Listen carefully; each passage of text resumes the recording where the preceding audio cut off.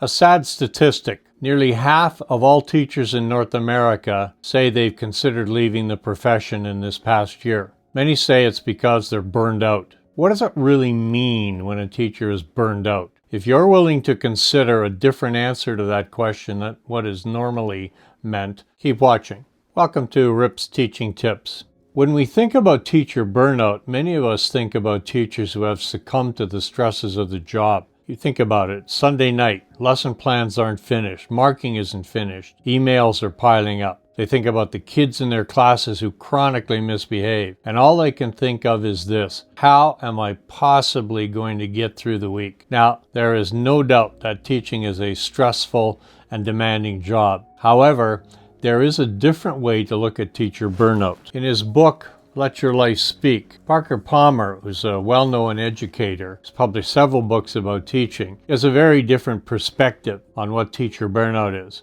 Here's what Palmer has to say. One sign that I am violating my own nature in the name of nobility is a condition called burnout, though usually regarded as the result of trying to give too much. Burnout, in my experience, results from trying to give what I do not possess, which is the ultimate in giving too little. He says that burnout is a state of emptiness, to be sure, but it doesn't result from giving all I have. It merely reveals the nothingness from which I was trying to give in the first place. Another author, Robert Greene, has said something similar. He tells us that a false path in life is generally something we are attracted to, but for the wrong reasons. Money, fame, attention, and so on. If it is attention we need, we often experience a kind of emptiness inside that we're hoping to fill with false love of public approval.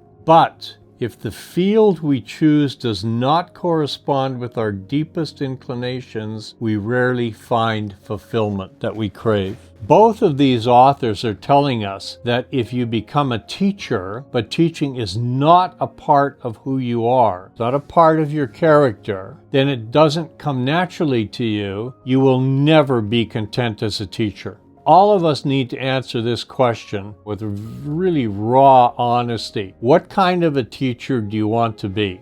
I'll put out 3 examples. A paycheck teacher. Now, by this phrase, I mean a teacher who does the minimum amount of work necessary to collect their pay. They went into teaching because they thought the hours were good, they loved the holidays, great pension plan, benefits, etc. In other words, they became teachers to fulfill their own needs. Teaching students and the needs of students was mostly an afterthought. That's teacher number 1. Number 2, do you want to be a good teacher? By this I mean a teacher who genuinely likes kids, works at preparing good lessons that are engaging, is aware of their students' needs and personalities, gives good assessments to their students? Or do you want to be the third kind of teacher, a great teacher? I define as a teacher who loves his or her students, works conscientiously getting to know them as individuals, tailors each lesson to the particular group of students in front of them and their particular needs, always has their students' backs, never gives up on them, always has marked assessments back the next class, loves the subject matter they're teaching, loves the kids that they're teaching. Their passion for teaching and their passion for the subject area they teach is infectious in their classroom. You get the picture. You've seen some of these. Now, I've worked in schools for over 30 years, and sadly, I've seen a few teachers burn out, but I never saw a good teacher burn out. Never saw a great teacher burn out. Unfortunately, could be fortunately, I did see a couple of paycheck teachers burn out. I want you to remember the words of Lao Tzu. You're going to see him up above me there. Chinese philosopher and author of the Tao Te Ching. At the center of your being, you have the answer, and you know who you are, and you know what you want. Feeling the normal stresses that arise from the day-to-day demands of teaching is one thing. Burnout's entirely something else. If you're feeling burned out, I suggest you follow the advice of Lao Tzu and listen to your inner self. Listen closely. What is it that you hear? Thanks for watching.